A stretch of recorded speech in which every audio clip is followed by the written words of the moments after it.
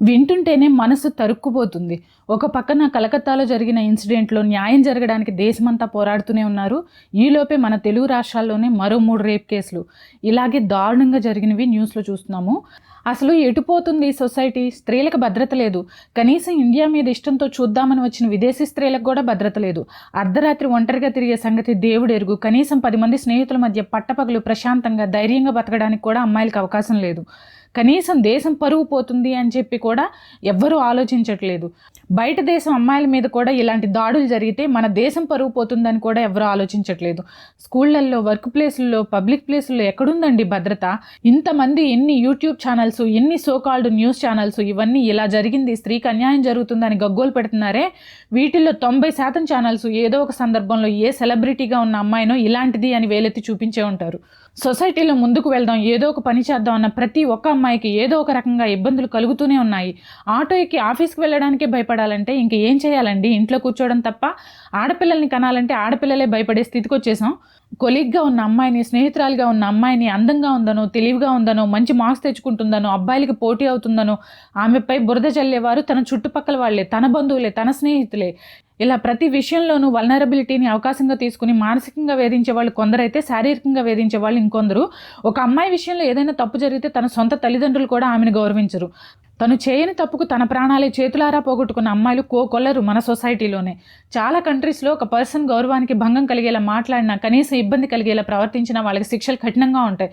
కానీ మన దేశంలో ఇలాంటి చట్టాలు ఏమాత్రం అమలవుతున్నాయి? సెలబ్రిటీస్గా ఉన్న ఆడవాళ్ళ పర్సనల్ లైఫ్ని అడ్డం పెట్టుకుని డబ్బులు సంపాదిస్తున్న యూట్యూబ్ ఛానల్స్ మన తెలుగులోనే చాలా ఉన్నాయి. వాళ్ళందరికీ ఎవరిచ్చారు హక్కు? పబ్లిక్గా ఒకరిని అగౌరవపరిచే హక్కు ఎవరిచ్చారు?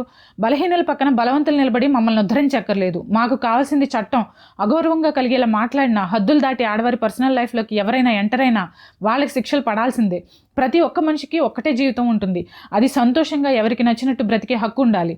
ఒకరి జీవితాన్ని శాసించే హక్కు మీకు ఎక్కడిది?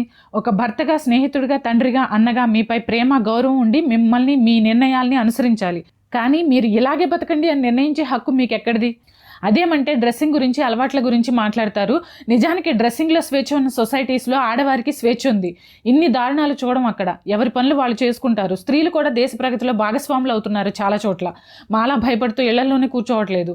ఈ చట్టాలు, రక్షణ చర్యలు ఇవన్నీ చేసి మీరు మాకేదో ఉద్ధరణ చేస్తున్నారు అంటారు కదా, ఇది మా హక్కు. ఈ ప్రపంచంలో మీకెంత హక్కు ఉందో మాకు అంతే ఉంది. మీరు ఎలా ప్రపంచంలో సర్వస్వతంత్రంగా ఉన్నారో మాకు అంతే హక్కు ఉంది. చంటి పాపలు హాయిగా నవ్వుకునే రోజులు, బయటకు వచ్చి ఆడుకునే రోజులు పోయి భయపడి 4 గోడల మధ్య పెంచే రోజులు వచ్చాయి.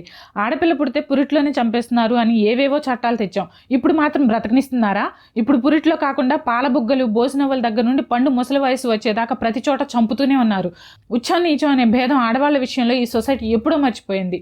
ఇది తప్పు, ఇది ఒప్పు అని తెలుసుకోలేని వాళ్ళకి సొసైటీలో స్వేచ్ఛగా ఉండే హక్కు ఎక్కడుంటుంది? స్వాతంత్రం వచ్చి ఇన్ని సంవత్సరాలైనా ఇంకా మేము మా స్వాతంత్రం కోసం పోరాడుతూనే ఉన్నాం. ఇంత చెప్పినా ఇప్పుడు కూడా ఈ వీడియో కింద పబ్లిక్గా నెగిటివ్ కామెంట్స్ చేసేవాళ్ళు చాలామంది ఉంటారు. సహించే స్థితి దాటిపోయి అమ్మాయిలందరూ ఇక మాకు సెపరేట్ రాష్ట్రాలు, సెపరేట్ దేశాలు అలాట్ చేయండి, అక్కడ మేము స్వేచ్ఛగా ప్రశాంతంగా బ్రతుకుతామని ఫైట్ చేయాలో ఏమో ఇక.